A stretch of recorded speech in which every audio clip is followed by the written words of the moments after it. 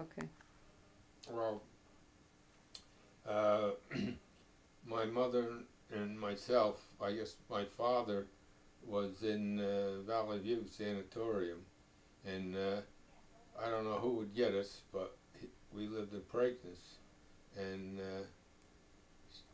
somebody must have come in to get us, and we would go to the farm, and we'd stay with Grandpa for a while, uh, my mother and me, and then of course my cousin lived down the street. There was Jim Finstra.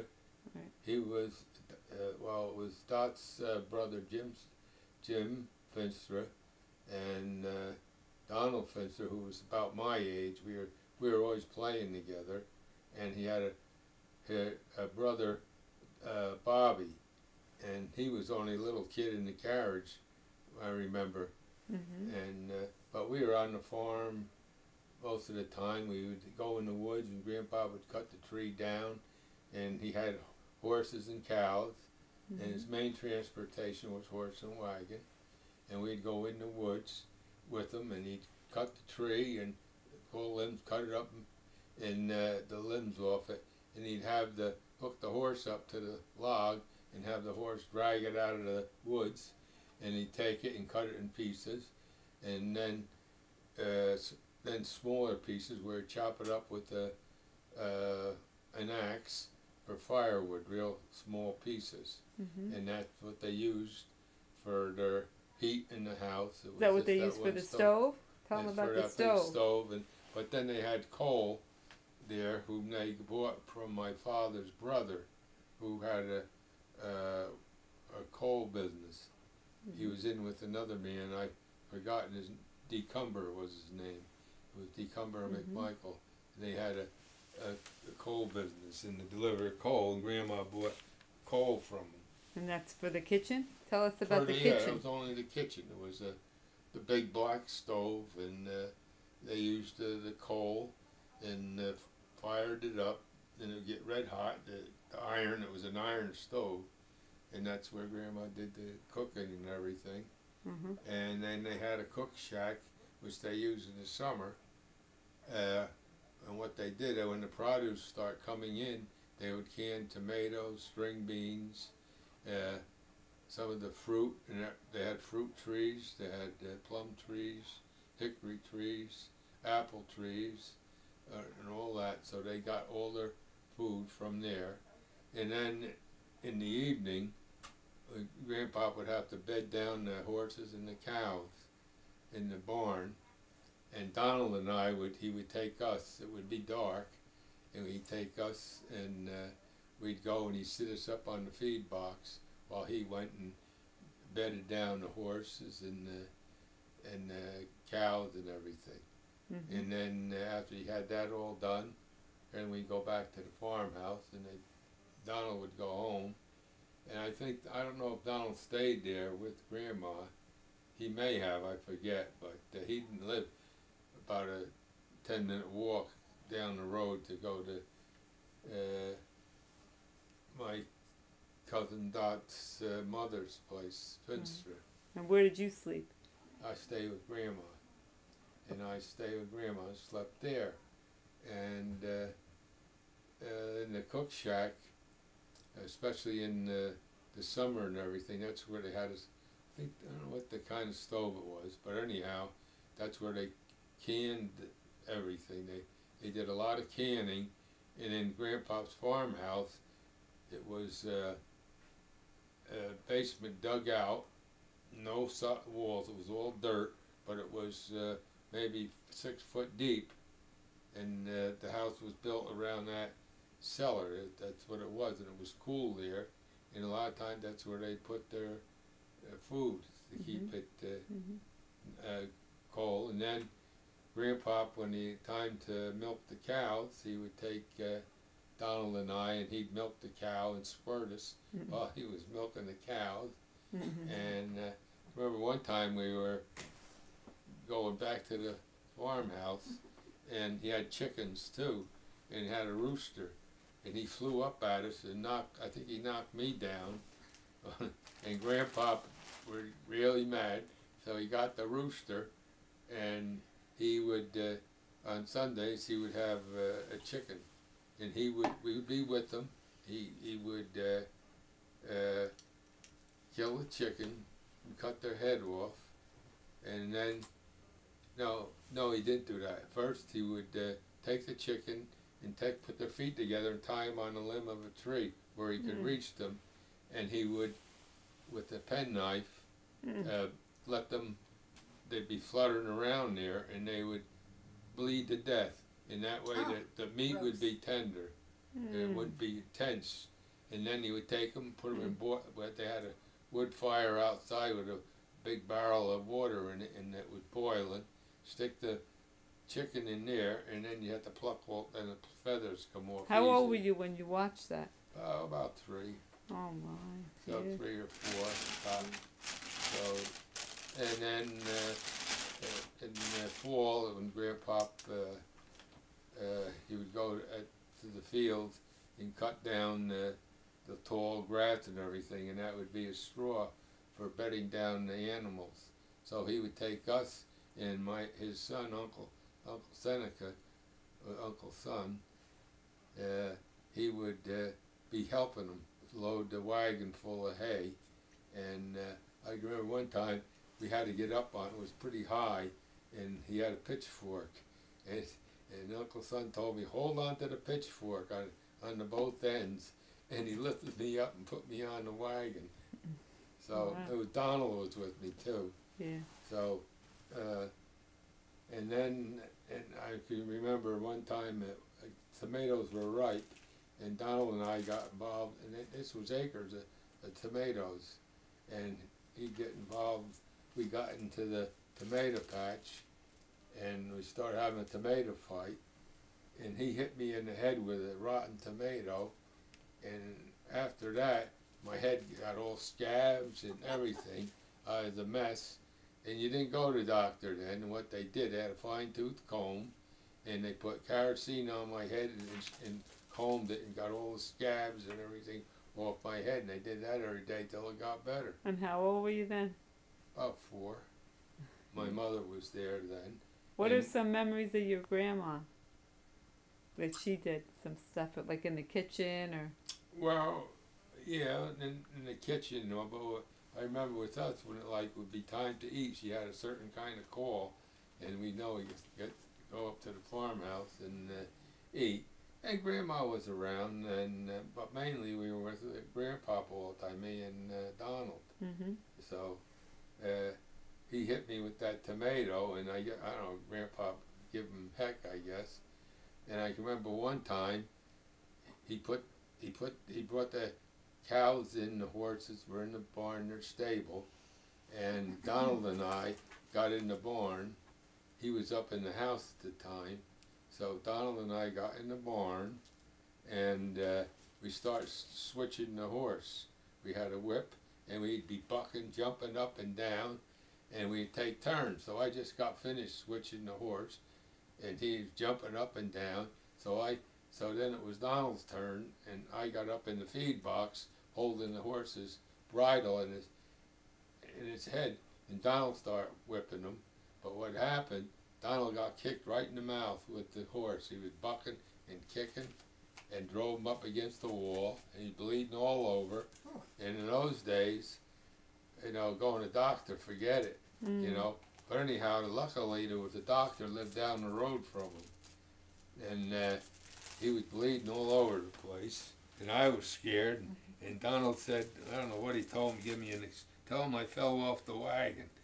He didn't want to tell him we were switching the horse. And how old were you? About 4. Yeah. And we didn't want to tell him we were switching the horse, or he'd really get mad, Grandpa. So his brother came, brought him home to his mother's house, to Dot's mother's house, Bertha her name was, and they went down and got the doctor, and no anesthesia or anything. They put Donald on a kitchen table, and his brother Jim held him down, and he stitched where he split his lip. He stitched them all up, and we had a lot of things, and another thing we used to like to do is throw apples. And they weren't quite they fell on the ground, what we'd do, Grandpa would make us a long thin stick from the weeds that were growing that was pretty stern, put a point on it, we'd put the apple on there, and we'd throw it and see who could throw it the furthest. Mm-hmm. And we had a lot of fun with that. Mm-hmm. But then that went on until I guess I don't know, 1934 or something. When my mother got pernicious anemia, and she passed away. Mm-hmm. And from there, nobody seemed to want me. And none of my father's people wanted me. There wasn't only one of those grandpop, that's all. And Something about the religion too, right? yeah, then my father wouldn't let me, wouldn't let, Grandma wanted us, Mm-hmm. wanted me. She would have taken care of me, but because of the religion, Grandma was Methodist and we were Catholic, and Mm-hmm. because of that, we went ourselves. But in the meantime, he got out of the home, and of course my mother passed away. We moved to Wyman's Boulevard, and off of that, there used to be, it's not there anymore, it's all built up houses, but it was all farms there. And Was that after the orphanage or before? before. And I lived with my father in a house in Wyman's Lane, Mm-hmm. a little bungalow, and I lived there, and that's where I first, then I must have been about 5 years old by then, and I lived with my father, and a lot of times we would go, he had a car, because he worked in the Montclair Bank. He was the head teller in the Montclair Bank. Mm-hmm. So we lived there in Preakness, and from there that's where I first started school in Preakness. The school is on Hamburg Turnpike in Wayne. Mm. It's still there, the school. And then, I went there to the kindergarten, and then I don't know, for some reason, we left the house in Preakness, and we moved to Totowa in Patterson. He rented a house there, and he was getting, at that time, he had a $50 a week pension from the bank. He had to quit the bank because he was ill, and they collapsed one of my father's lungs. He only had one lung, and so we moved it, me and my sister. In the meantime, my sister was born in I guess 1932 or something. I think it was 1932, Mm-hmm. and we lived in Preakness there. Then we moved to 220 Wayne Avenue, and next door I went to St. Mary's School, which was about 3 or 4 houses down the street on Wayne Avenue, not Totowa Borough, Totowa and Patterson. And I went to kindergarten in, or may have been first grade in there, and the sisters of Dominican sisters were teaching there. And then things got so bad, I guess, that we had good neighbors who were on the auxiliary in Mount St. Joseph's home. So I guess my father, you could see that he had to do something. He couldn't take care of us anymore because he had to go back into Valley View. Mm-hmm. And that's where the tuberculosis patients went. It's in Halden. Mm-hmm. And so from there, this woman, Morlot, their name was, his mother was on the auxiliary, and they used to go and sew things for the people, kids in the home, their clothing, whatever. Mm-hmm. So he had an opening to put me in the orphanage, me and my sister, St. Joe's, right? in Mount St. Joseph's in Totowa Borough. It's on the edge of Patterson and right by Holy Sepulchre Cemetery, up a Shepherd's Lane it was. So my sister and I both went in the home, and we weren't there too long, maybe 6 months. Yes, it was. Yeah, it was. I guess we went there in September, and then by December, my sister had to go in. She was in Halden also, where kids that had. She died of diphtheria, and she went from the home into this hospital. I don't know what. I guess it was a hospital, but so now we went in the home in September. Now this was around December 18th. This was December 18th, and she was away in the hospital, and this nun, Sister Mary Patrick, called me aside and told me my sister had passed away. And that was the day before my birthday. And I cried and I cried and I cried. She was a very nice little girl, and everybody loved her. So. And you were 6. Hmm? You were 6, right? 6 years old? Yeah, 6 years old. Yeah. I was 6. So I stayed in the home, and the Sisters of Charity were running it, and they took care of me. I worked for them. As I got older, I mopped floors, cleaned everything, and had little jobs I'd do. Then I'd help well, he wasn't a janitor. I don't know what you'd call him, but it's like a janitor. But he's the one. He had the boiler room and everything, and he took care, cut the grass and all that. Of course, I helped them, and the older kids would help them. And then we had a coal shack where they had tons and tons of coal, big, what do they call it? Blue coal, big chunks of coal. And then it was about 100 feet from the cellar, the main building.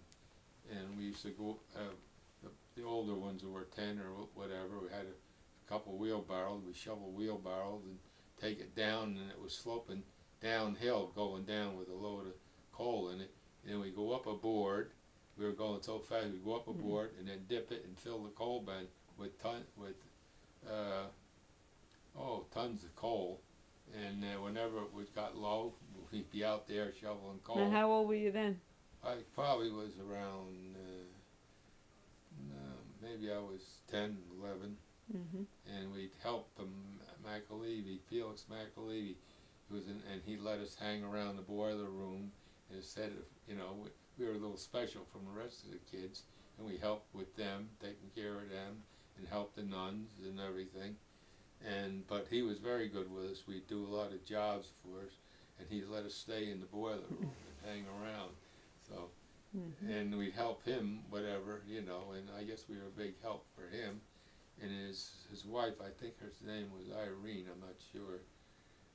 They lived in the house right on the property, and he was the janitor, Caretaker. more than a Caretaker. caretaker. Yeah. And his wife would come and she'd run the laundry for the girls would help her with the laundry, cleaning our clothes and everything. So, and then we would help them cut the grass and do a lot of little jobs, whatever, if something go wrong, we'd help them. And that went on till, I don't know, till I almost was ready to graduate there. And then in the meantime, while I was in probably the 6th or 7th grade, I was in charge of getting the mail. And it was about at least a half mile it was this place called Boomster. It's right next to Holy Sepulchre Cemetery. He sold milk and buttermilk, and I think he had ice cream. And it's still there today. And I'd walk all the way down there, and mailman wouldn't bring the mail up to the home. So I'd go down every day and get the mail and bring it up. So I got out of school maybe in the morning, 11:30, I could go get the mail. So I got out a little 20 minutes or so ahead of the other kids, and I'd bring the mail up. And I had that going for quite a while. And then I had a job on the weekends when the parents or whoever relatives would come to see the kids.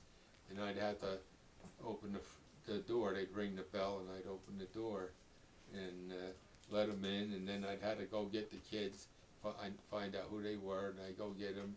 Used to go down and holler for I knew all the kids, and you know, wherever they were, go there and tell the kid he was for the parlor. That meant he's got visitors.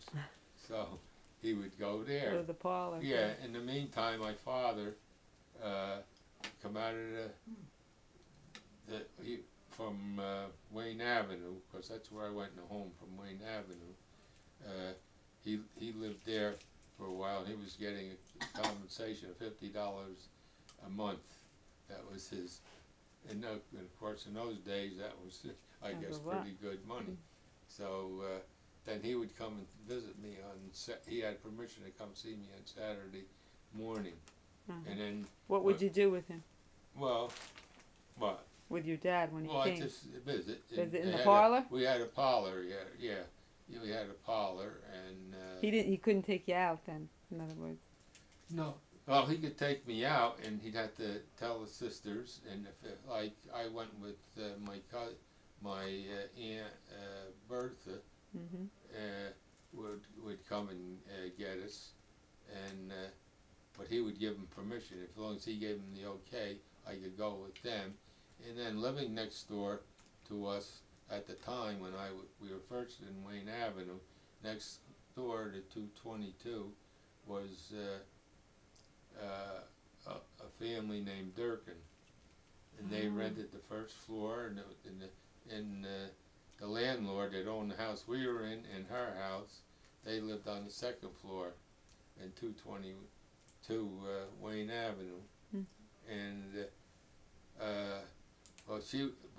while I lived there, she was very good to me, Grandma Rose. Grandma Rose Durkin, and she looked out for us. Then after a while, he couldn't, I guess, instead of, he gave up renting the house, and he moved in with Rose, and we slept up in the attic, me and my father. This is after you graduated from the home, right? Yeah, after 8th grade. Yeah, after 8th grade. Yeah, and then I stayed there, and I went to, by then I graduated, and then you couldn't stay any longer, right? No, after I graduation. had to go out. And then I went to St. John's, because what happened, the home was under the supervision of St. John's Cathedral in Patterson. And it was, at the time, there was a young priest, and I was an altar boy there. We went to Mass every day there, and there was a young priest. I must serve he was just ordained, and he came up, and it was Father Brestel, who later became the Vicar General of the Diocese of Patterson. And he was very good to me. So that's the reason, because of that, and I knew he must have spoke for me to get into St. John's High School. So I would walk down, or sometimes I'd have a